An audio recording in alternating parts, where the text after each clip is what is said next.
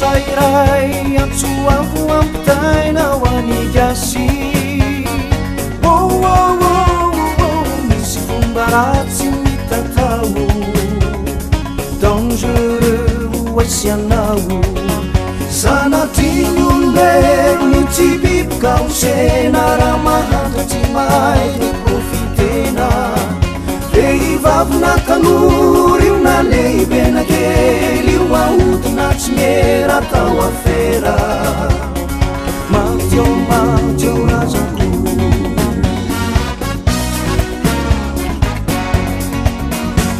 taritina fitaina raha onana fikaina de terena zany metrany amtsokosoko trafika fera maloto reto ankizo mitomany falaina manianoany tena midinaizy reny mpiasa trano teo amorongano masiny eo de tsy tavetivety teo mindesiny vazana intsobiely hay efany anaty hotely shalalalalalalalala tseketsika nyurakama shalalalalalalalala SOS tirinama firifiriny mahamtry io atao finankareny sasatsy antony io mangatakeny atseny sipamalagasy io voratra mitoloko asakesetrany atao filanilo shalalalalalalalala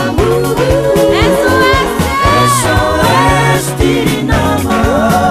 firifiriny mahamtry io amidy akavetseny isomanakasy ny vohitsakaboseny no fitena vony io anaovana timboto tavan'olombely io alaina tsokso shalalalalalalalala tseketsika nyurakama shalalalalalalalala SOS tirinama trafika panavela fiainane reveto safila poderoso tolapa yatamin'olombelona soltavan'olombelona poderiana firifiriny mahandry io atao finankareny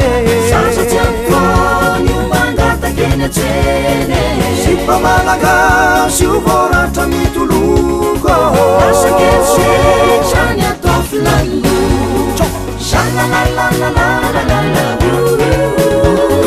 tseketsika nyurakama azaprofitenanyolona na peuple razoika olombelony anjaharo ny trafika tsy mety amtsika azamondrananeky famampanakasin'izy ifanodikodinan'olona ntsokosoko afera tsy madio kavy atrano detoy mifanodikodinan'olona ntsokosoko afera tsy madio mampikatra dadity shalalalalalalalala SOS tirinama mifanodikodinan'olona ntsokosoko afera tsy madio kavy atrano detoy mifanodikodinan'olona ntsokosoko